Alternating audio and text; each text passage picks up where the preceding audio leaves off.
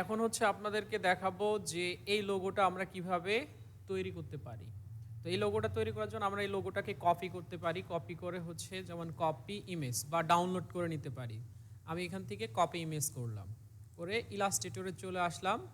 ইলাস্ট্রেটরে আসার পরে আমরা লোগো ডিজাইনের জন্য আর্টবোর্ড নিব হচ্ছে Ctrl+N দিয়ে 1000 পিক্সেল গুণন 1000 পিক্সেল। আমরা পিক্সেলে হচ্ছে লোগো ডিজাইনের জন্য নেব 1000, তারপর হচ্ছে এখানে 1000। এটা 8GB মোডেও হতে পারে, CMYK মোডেও হতে পারে, কারণ আমরা হচ্ছে কিছু কিছু কোম্পানি আছে যেমন যারা শুধু অনলাইন বেস কোম্পানি, তারা অনলাইনেই প্রচারণা চালায়, ওখানে লোগো প্রয়োজন হলে 8GB। আর যদি প্রিন্টের জন্য হয় তাহলে আমরা CMYK-তে নিব। যেমন আমরা এখান থেকে 8GB-তে নিচ্ছি, দেন ক্রিয়েট। এই যে এই আর্টবোর্ডটা হচ্ছে 1000 বাই 1000 পিক্সেল। আমরা যে লোগোটা কপি করছি সেই লোগোটা এখানে হচ্ছে পেস্ট করে দিচ্ছি Ctrl+V দিয়ে। এটা হচ্ছে লোগো। তো এই লোগোটা দেখে দেখে আমরা সেম লোগোটা বানানোর চেষ্টা করব। এইখানে একটু ক্রিটিক্যাল কাজের মধ্যে আছে হচ্ছে এই কাজটুকু। তো আমরা এটা পেন টুলের মাধ্যমে তৈরি করতে পারি, আবার খুব সহজেই এইটাকে ট্রেস করতে পারি। ট্রেস মানে হচ্ছে ডুপ্লিকেট করা সেমভাবে। যেমন এখানে লেখা আছে হচ্ছে ইমেজ ট্রেস, ঠিক আছে? ইমেজ ট্রেসের মধ্যে আবার কয়েকটা ধরন আছে, কালারাইজ। যেমন জাস্ট এখন ইমেজ ট্রেসে ক্লিক করলেই ব্ল্যাক অ্যান্ড হোয়াইট টুকু এখানে ট্রেস করে আপনাকে সরাসরি এই শেপটা তৈরি করে দিছে একদম একুরেটলি, কোনো কম বেশি হয় নাই। আবার যদি কালার সহ নিতে চান যে না এই কালারগুলো সহ আসুক, তখন এখানে আবার ইমেজ ট্রেসের এই যে ড্রপ ডাউন মেনুটাতে লেখা আছে থ্রি কালারে ক্লিক করেন, দেখেন কালার সহ আসবে, একদম হুবহু কালার সহ আসছে। কিন্তু একটু প্রবলেম হচ্ছে কি, শেপগুলো কম বেশি হয়ে গেছে। লেখাগুলো ছিল হচ্ছে দেখেন এই যে এইরকম, কিন্তু ট্রেস করার পরে হয়েছে এরকম। মানে এটা ছিল রেজুলেশন একদম লো ছিল, ফেটে গেছে দেখেন। আর যখন আমি হচ্ছে ট্রেস করলাম তখন একদম একুরেট, দেখেন শেপগুলো ক্লিয়ার হয়ে গেল, তাই না? এটাই হচ্ছে ভেক্টর এবং রেস্টারের মধ্যে তফাৎ। তো আমরা তৈরি করে নিব, আমরা জাস্ট এইটুকু দরকার। তো আমরা এইটুকু কালারেও পেয়ে গেছি। এবার এইখানে যখন আমরা ট্রেস করার পর এই অপশনটা অ্যাক্টিভ হবে, এক্সপ্যান্ড করতে হবে, এখানে একটা ক্লিক করতে হবে, দেন বাহিরে ক্লিক করার পর এইগুলো গ্রুপ আকারে আছে। আমরা সিলেক্ট করার পর রাইট ক্লিক করে আনগ্রুপ করে দিলাম, বাহিরে ক্লিক। এখানে সাদা একটা যে বক্স আসছে, এই বক্সটা, এটাও আমরা ডিলিট করে দিচ্ছি, এইগুলো দরকার নাই। ব্যাক স্পেস, এখানে আর কিছুই নাই। এইগুলো যদি দরকার না হয় তো আমরা এটাকেও সিলেক্ট করে ডিলিট করে দিচ্ছি। আমার শুধু এইটুকু দরকার, তাই না? আমরা মাঝখান থেকে এইটুকু সিলেক্ট করে নিচ্ছি, যেমন গ্রুপ করে নিলাম Ctrl+G। আর বাকিগুলো এটা বাকি বাইরে রেখে আমরা বাকিগুলো সিলেক্ট করে ডিলিট করে দিতে পারি। আমার এইটুকু পেয়ে গেছি। এবার দেখেন এখানে কি ছিল, একটা শেপের মধ্যে লেখা ছিল, তাই না? আমরা ইলিপস টুল নিয়ে নিচ্ছি, এটাকে বাহিরে রাখছি, পরে নিয়ে আসতেছি। ইলিপস টুল নিয়ে যেমন একটা শেপ ড্র করলাম। কালার কি, আই ড্রপার দিয়ে সেম কালারটা আমরা এখান থেকে নিয়ে নিতে পারি, ঠিক আছে? তো নিয়ে নিলাম। এবার এইটাকে কি করব, এরকম মোটা করে একটা প্রয়োজন। দুইভাবে করতে পারি। এক, ফিলটাকে কনভার্ট করে স্ট্রোকে নিয়ে গিয়ে স্ট্রোক সাইজটা মোটা করতে পারি, এইভাবে পারি না? দুই কিভাবে ছিল, আর একটা শেপ নিয়ে আমরা কেটে ফেলতে পারি, এটা বেশি সহজ। যেমন এই নিলাম, ফিলে থাক, এটাকে কপি করি, Ctrl+C Ctrl+F, শিফট অলটা চেপে ধরে আমরা উভয় দিক থেকে ছোট করে নিচ্ছি, কতটুকু দরকার ততটুকু আমরা নিয়ে নিচ্ছি, এতটা। এবার দুইটাকে ধরে শেপ বিল্ডার টুল দিয়ে আমরা এখান থেকে অলটা চেপে ধরে মাইনাস করে দিলাম, ঠিক আছে? হয়েছে? এবার আমরা এই টেক্সটটা লিখব। টেক্সটটা লেখার জন্য আপনাকে একটা শেপের দরকার হবে। কতটুকু শেপ? যেমন এই যে সেন্টার পয়েন্টে আসার পরে দেখেন আমরা এইভাবে একটা শেপ আর্ট করতেছি, মাঝামাঝি যেন থাকে, দেখেন মাঝামাঝিতে আসছে না? বা তখনও যদি শেপটা কপি করে রাখতাম তাহলে আর আমাকে শেপ বানাইতে হইতো না। এই একটা শেপ বানালাম যার কোনো কালার থাকবে না, কিছুই থাকবে না, ফিল কালারটাও বন্ধ করে দিলাম। এবার এখান থেকে ধরেন আপনাকে বোঝানোর জন্য এই শেপটাকে বাহিরে নিয়ে আসলাম। একটা শেপ আসে না এখানে? এবার এই শেপটাকে কি করব, আমরা লিখবো এই শেপের মধ্যে এই টেক্সটটা। এই টাইপ টুল দিয়ে আমরা লিখতে পারি না? টাইপ টুলের এখানে লেখা আছে টাইপ অন এ পাথ, মানে এই পাথের উপরে আমরা লেখাগুলো লিখব। এই টাইপ টুলটা নিচ্ছি, নেয়ার পরে জাস্ট এই লাইনের এখানে আসার পরে পাথ লেখা আসছে দেখেন। এবার আপনি এই যেমন অ্যাঙ্কর পয়েন্টে বা এখানে যে কোনো জায়গায় আপনি ক্লিক করে দেন, দেখেন চারোদিকে একটা টেক্সট বসে গেছে। ফন্ট সাইজটা যে এখান থেকে বড় করেন অথবা কন্ট্রোল টিতে ক্যারেক্টার মেনু, এই যেটা ক্যারেক্টার মেনু, ফন্ট সাইজটা এখান থেকে বড় করে নেন, এই দেখেন বড় হচ্ছে, যেমন এতটা। এই টেক্সটগুলো দরকার আছে? নাই। আমরা এখানে কন্ট্রোল এ দিয়ে ব্যাক স্পেস করে দিলাম। এবার লেখেন কি লেখা আছে, পিপল কেয়ার ইন্টারন্যাশনাল হসপিটাল।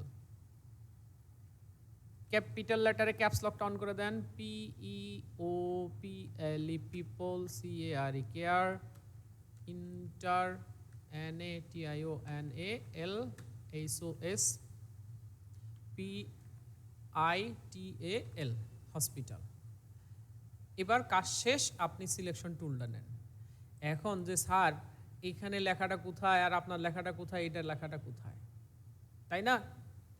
এইটাকে ঠিক করার জন্য আপনাকে একটা কাজ করতে হবে, টেক্সট সাইজ একটু ঠিকঠাক করতে হবে। এখন একটু জুম করে দেখাচ্ছি। যখন আমরা এই টেক্সটটা সিলেক্ট করতেছি, ক্লিক করতেছি, দেখেন এই একটা লাইন দেখা যাচ্ছে, এই একটা লাইন এবং এই একটা লাইন, তিনটা লাইন আছে। এই দুইটা লাইন হচ্ছে একটা স্টার্টিং পয়েন্ট, একটা এন্ডিং পয়েন্ট। মানে এই লেখাটা লিখছিলাম একটা স্টার্টিং পয়েন্ট থাকবে না, আর একটা লেখাটা শেষ হয়েছে ওটার একটা এন্ডিং পয়েন্ট আছে। তো এইখানে দুইটা, এই যে নিচে যেটা দেখতে পাচ্ছি এটা হচ্ছে এন্ডিং পয়েন্ট। এই লাইনের কাছে আসার পর দেখেন একটা মাউসের নিচে বাঁকা একটা চিহ্ন আসছে। এই চিহ্ন আসার পরে আপনি ওই লাইনটা ধরে টানতে পারবেন। এখন ওই লাইন ধরে টানতে পারবেন না। এন্ডিং পয়েন্টটাও আমরা টেনে এই যে ধরেন এখানে এবার টান দিয়ে এই দিকে যখন নিয়ে আসতেছি, তার আগে একটা কাজ করেন, সেটা হচ্ছে এই টেক্সটার অ্যালাইনমেন্টটা, প্যারাগ্রাফ অ্যালাইনমেন্ট, মানে সেন্টার থেকে যেন শুরু হয়, কাগজের সেন্টার কোথায়, এই যে প্যারাগ্রাফ, ক্যারেক্টার মেনুর ওখানেই পাবেন প্যারাগ্রাফ। এই যে উইন্ডো থেকে টাইপ থেকে হচ্ছে টাইপ টুল এবং প্যারাগ্রাফ একসাথে আসবে। এই যে সেন্টারে করে নিলাম, সেন্টার অ্যালাইন। এবার এটাকে ধরে আমরা একটু মুভ করে নিই, দেখেন এই যে মুভ হচ্ছে। এন্ডিং পয়েন্টটাকে, স্টার্টিং পয়েন্টটাকেও একটু নিচের দিকে নিয়ে আসতে হবে, তা না হলে জায়গা হচ্ছে না, দেখেন এই যে। এবং এই দুইটা পয়েন্ট যেন এক জায়গায় থাকে, তা না হলে একদিকে লেখা উপরে উঠবে, একদিকে লেখা নিচে থাকবে। এইটা করার জন্য আমরা একটা কাজ করতে পারি, সেটা হচ্ছে যেমন লাইন সেগমেন্ট টুলটা নিয়ে ধরেন এটাকে এই যে এই পয়েন্টটা, তাই না, সাপোজ এই বরাবর একটা লাইন আর্ট করে নিচ্ছি। এবার এই স্টার্টিং পয়েন্টটা আমি এখানে নিয়ে আসবো, এন্ডিং পয়েন্টটা আমি এখানে নিয়ে আসবো, তাহলে দূরত্বটা কি সমান পাচ্ছি না আমরা? এটা একটা মনে করেন স্কেল। হ্যাঁ, তাহলে স্টার্টিং পয়েন্টটাকে ধরে এই জায়গায় এনে রাখছি, আর একটু উপরে উঠবে এটাকে, বা দেখা যাচ্ছে না, আপনি একটু রং দিয়ে দেন, কালো রং, যাতে বুঝতে পারি আমরা। এই পয়েন্টটাকে ধরে এই জায়গায়, তাহলে এক জায়গায় আসলো। এবার আমরা ফন্টটাকে হচ্ছে যেমন এরিয়াল নিচ্ছি, এরিয়াল বোল্ড নিলাম, একটু মোটা টাইপের ফন্ট। আর একটু ছোট করে দেই, ফন্ট সাইজ বড় হয়ে গেছে, অনেক নিচে চলে আসছে, যেমন এতটা। এবার আপনি এটাকে ধরে এই মাঝামাঝিতে নিয়ে চলে আসেন, যেমন অ্যালাইনমেন্ট ফটোশপে দেখাইছিলাম আপনাদেরকে, যেমন এটা হচ্ছে সেন্টার, অ্যালাইন টু আর্টবোর্ড, এটাও বলে দিব অবশ্য, এই যে মাঝামাঝি। এখন টেক্সটটা কোথায় গেছে দেখেন, শেপের উপরে উঠছে, মাঝামাঝিতে আসে নাই। এইটা ঠিক করার জন্য আপনাকে যেতে হবে ক্যারেক্টার, ক্যারেক্টার থেকে এই অংশটাকে বলা হচ্ছে বেজ লাইন। বেজ লাইনটা মাইনাসে নিতে হবে। যেমন এখানে মাউসটা ক্লিক করে মাউসের চাকাটা নিচের দিকে ঘোরান, দেখেন টেক্সটটা আপনার নিচের দিকে আসতেছে, দেখেন একদম মিডিল আসছে না। এবার আপনার কাজ শেষ। এইখানে কি আছে, একটা শেপ আছে, তো আমরা শেপটা তৈরি করে নিচ্ছি। যেমন পেন টুলের মাধ্যমে করতে পারি, অথবা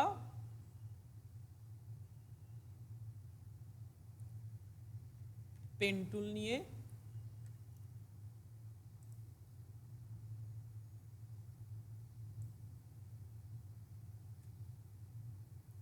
এইভাবে একটা শেপ ড্র করে নিতে পারি, এরপর সোজা করে দিয়ে দিলাম। নিচের এই অংশগুলোর দরকার নাই, তাহলে আমরা একটা কাজ করতে পারি, দুইটা ওইটা এবং এই শেপটাকে ধরে শেপ বিল্ডার টুল দিয়ে এই এরিয়াটা মাইনাস করে দিলেই আপনার কি হচ্ছে, হয়ে যাচ্ছে। এখন দেখেন আবার মাইনাস করলাম, ঠিক আছে, কিন্তু এটার মতো কি লাগতেছে, এই জায়গাটাতে কি দেখা যাচ্ছে, কাটা অংশ আছে। কাটতে পারি কিভাবে, এখন সেটা স্ট্রোক দিলেও হবে, সাদা কালার স্ট্রোক যদি দেন তাহলেও দেখা যাবে হবে, কিন্তু এখানে সাদা কালার সাধারণত স্ট্রোক ব্যবহার করে নাই। আমরা বেসিক্যালি একটু সাদা কালার স্ট্রোকটা ব্যবহার করে দেখতেও পারি কেমন হয় কি বিষয়টা। এই শেপটাকে আমরা পিছনে দিয়ে দিছি, right click arrange send to back, কাছাকাছি হয়ে আসছে তাই না। আমরা এটাকে আরেকটু উপরে তুলে দিই, তাহলে শেপটা সুন্দর লাগবে দেখতে। দুইটাকে ধরে শেপ বিল্ডার নিয়ে নিচের এই অংশটা আবার একটু মাইনাস করে দেই, তাহলে সুন্দর হবে। এখন আরো একটু উপরে উঠতো, তো যাই হোক এই ছিল হচ্ছে কাজ। তারপর আমরা এটাকে এনে ধরেন এই অ্যালাইনে বাটনে ক্লিক করছি, দেখেন সেন্টার এবং মিডিলে চলে আসবে। এটাকে শিফট অল্টার ধরে একটু বড় করে দিয়ে দেন, দেখেন।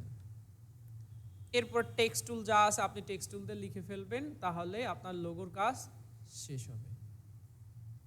এখানে এটার কালার আছে, আই ড্রপার দিয়ে আমরা এই কালারটা নিয়ে নেই। তবে এটার বেস্ট সলিউশন হচ্ছে যে আপনাকে কেটে ফেলতে হবে। সেটা কিভাবে কাটবো, এটা নিয়ে আরও একটা ক্লাস হবে, এটাকে বলা হচ্ছে অফসেট পাথ।